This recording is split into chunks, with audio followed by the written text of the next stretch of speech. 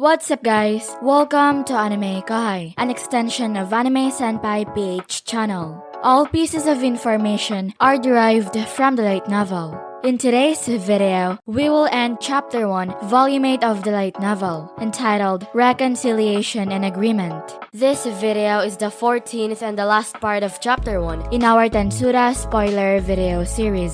If you haven't watched the previous episodes, feel free to check out the links in the description below. If you want to help me out, please hit the like button and subscribe to my channel. Now, let's get to the video. They needed a system that anyone could use and where theft wasn't an issue. It seemed beyond all probability, but it was actually pretty within reach. Rimuru's idea involved the use of sticky steel thread and magisteel. He tried the first out with the Soe, but Rimuru's transmission skills over the thread were honestly pretty astounding. Since it worked with magicules, you could get your voice and thoughts across with remarkable clarity. Magisteel was packed with those same magicules as well, so Rimuru thought it could work largely the same way, and after some experimentation, it did. What they could do is work magisteel into wires about a half an inch thick, run them through the dimension used by shadow motion, and connect the world cities together with it. That alone wouldn't accomplish anything, but attaching this network to the device Vester and his team were developing could convert waves of passing thought into real-life sights and sounds. This device required no magical force to use, so Rimuru wanted to get it running as soon as it was complete. In the meantime, they needed to gather the requisite amount of magisteel and get ready. With the amount of monsters they had in this nation, regular iron ore kept in storage would transform itself into magic ore. This could then be processed into magisteel wire, with shadow motion practitioners doing the wiring work.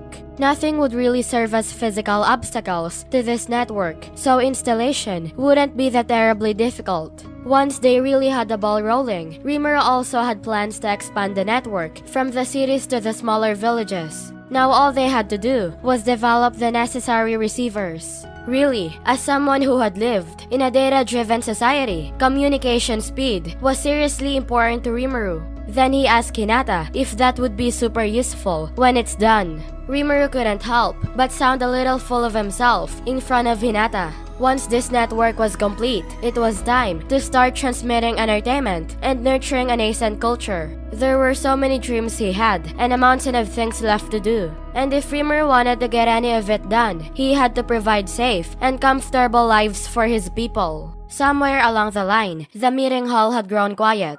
The paladins were frozen in place, perhaps enraptured by his speech. Rimuru's own officials, meanwhile, were practically smoldering with anticipation, listening to Rimuru inspire them more than ever before. Then Hinata rolled her eyes and said that kind of information was normally kept confidential by governments. When it comes to matters related to communications, in particular, you just don't go telling that to outsiders. Not that she was complaining. Rimuru said that if Hinata phrased it like that, maybe that was a mistake, and maybe he got carried away and said a little too much. It must have been the alcohol talking. But even considering the possibility was a mistake, the moment Rimuru thought if he screwed up, Raphael jumped to conclusions. Report, resetting cancel ailments. This resistance cannot be adjusted for the time being, said Raphael. Rimuru was shocked, and it was already too late. Even worse, a reset wasn't something you could do all the time. Whether Rimuru wanted it or not, the poison was being cleansed from his body.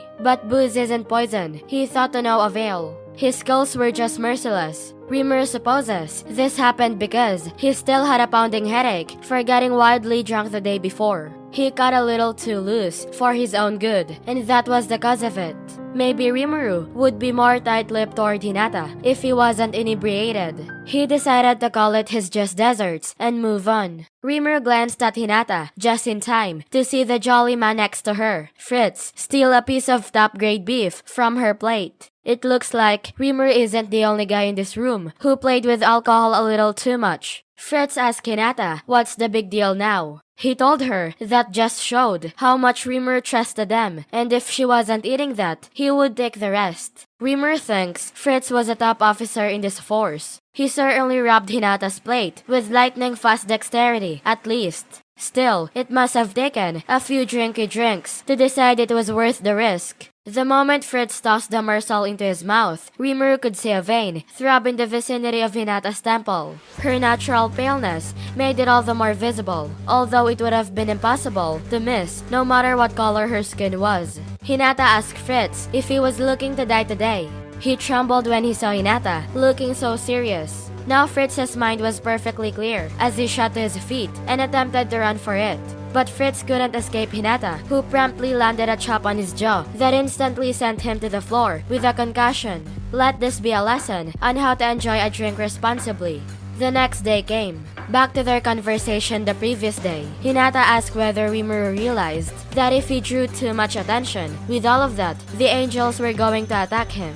Hinata blurted it out just before leaving, as if she had just thought of it. It wasn't really the kind of thing you could bring up at the drunken, festive feast they had last night. But since they weren't going to be strangers any longer, she thought it important to mention. Herald and Gazelle mentioned those guys to Rimuru before, the Angelic Army. Each one of these angels or whatever, according to Hinata, was a B+ threat, and they had a force that numbered 1,000,000 strong, all ready to swarm Rimuru. It was quite a bit beyond what he pictured, and that was just the infantry. There were captains and commanders above them, with a full chain of command between. The generals in their force, yes, there were generals, had even tangled with demon lords, if you went far enough back in history.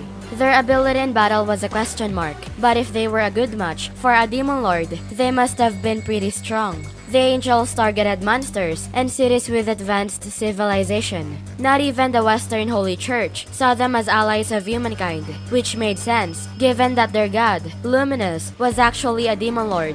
Luminous told Rimuru that to her, they were little more than annoying flies. She would love to do away with them all, but then everyone would know her identity, and Valdora already betrayed her to the Paladins, calling him that lizard. The Paladins, by the way, had sworn to keep this revelation a secret. Hopefully, they'd be a bit more accommodating with one another and Rimuru in the future. Rimuru responded that he'd heard about these angels, and if they were out to poke at him, he's ready to fight back. He had no intention of holding back. No. That angel force was free to think and do whatever they wanted. But if they thought they could force their will upon Rimuru's side, fending them off would be his only choice. Hinata chuckled at Rimuru and said that she thought he would say that, and they might even be fighting on the same side when the time came. Luminous agreed with Hinata and said that she had no intention of watching her city be destroyed the second time. Not by those flies, and not by that lizard. Then Luminous told Rimuru that unless he enjoyed having her as an enemy, she would recommend giving his lizard a strict education. This has been a very useful meeting, he thought as they departed. Rimuru thinks they could build a pretty friendly relationship with Hinata and her forces, to say nothing of Luminous. The battle between Tempest, Lubalius, and part of the Western nations was over, and Rimuru would say that every side walked away happy with it. Before long, and with next to no warning, Lubalius would give the Dwarven Kingdom more than tacit approval and officially recognize the nation as a land of humans it could potentially become allies with. They also formally announced diplomatic relations with the Jura Tempest Federation, a nation of monsters, one that included a non-aggression pact, albeit one with a time limit. Now, in one fell swoop, both demi-humans and monsters had been granted acceptance by human minds. It was time to explore how to build the relations from there. That's it for this video, guys. If you haven't subscribed yet, please subscribe and click the bell notification icon so you will never miss the upcoming continuation of Tensura spoiler video series. Thank you for always watching my videos and supporting my channel. Shout out to the top 10 commenters on my previous video. Shout out to Michael, Patrick0216, Tempest, Trash Gamer, Adil Ahmed, Illustraris, TY243, Leia Victor Adraneda, Tom, an anime fan, Jasani Brathwaite, Taliesin, Ender Squad 360, Donald C. Stewart, John M, and last but not the least, shout out to Mr. Wolf. I'll see you guys in the next video.